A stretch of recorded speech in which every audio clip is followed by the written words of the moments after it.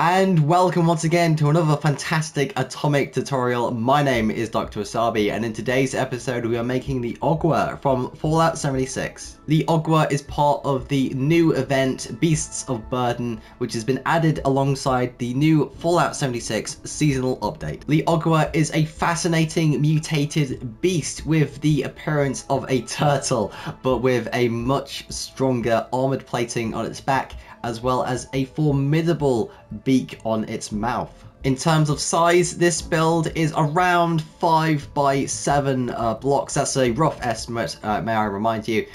This creature is more chunky than large, but it is indeed a formidable enemy in the new Beasts of Burden event, let me tell you. So enough about me blabbering on, let's get into the block list.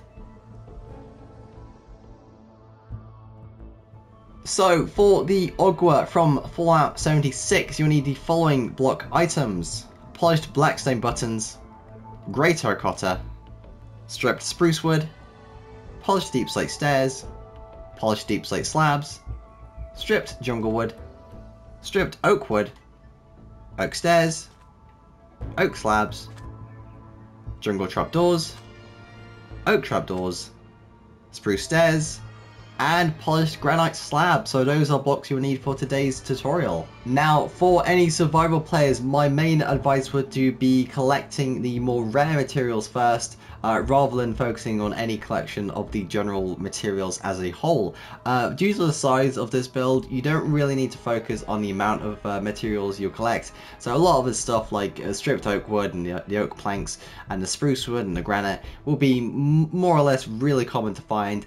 So my main advice is to be focused on the more rare materials, like for example the grey terracotta as well as the blackstone buttons, and depending where your world generation is, the stripped jungle wood and the associating planks. So with the block list out of the way, I think it's time to get in to our time lapse.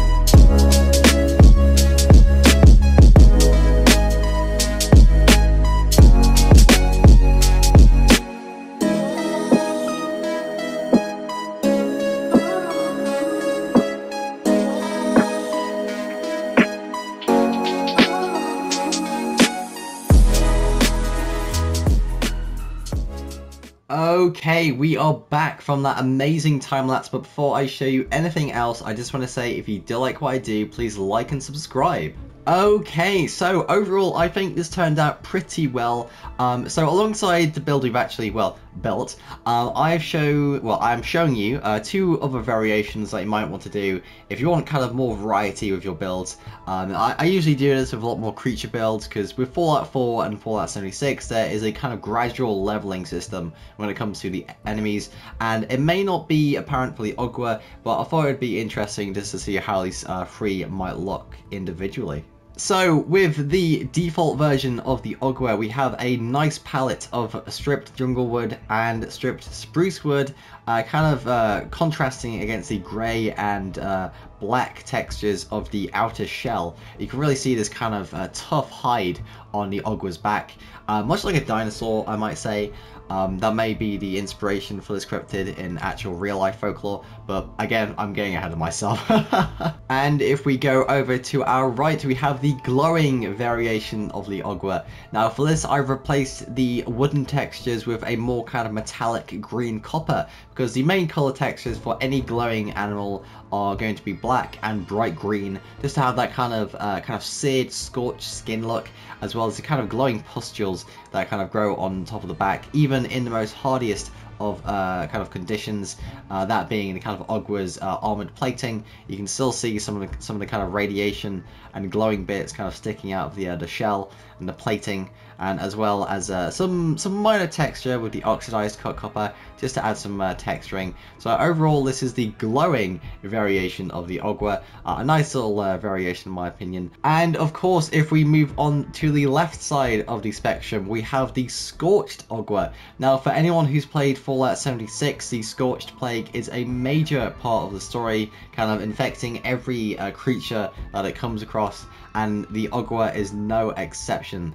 Now this is a bit more of a light decoration or modification from the default Ogua, replacing some of the plating and of course the interior textures with a much more bloody and kind of scorched look with the granite and netherrack, because of course for the Scorched is kind of erupting from any kind of host's skin and stuff like that. It has this really kind of infected flesh kind of appearance, or at least kind of disturbed flesh in that respect. So it really works well in my opinion, especially with the blackness of the outer heavy plating.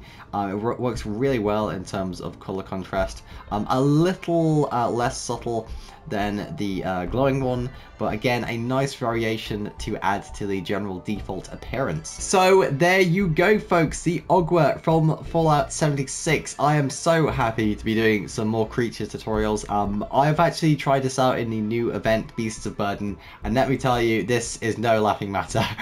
This thing comes out of nowhere when you're playing, and if you're not leveled up enough, it'll rip you to shreds, let me tell you. So again, I hope you like this tutorial. Of course, if you do like what I do, please like this video and subscribe. My name has been Dr. Wasabi. I wish you a most pleasant good evening, and of course, as always, God bless.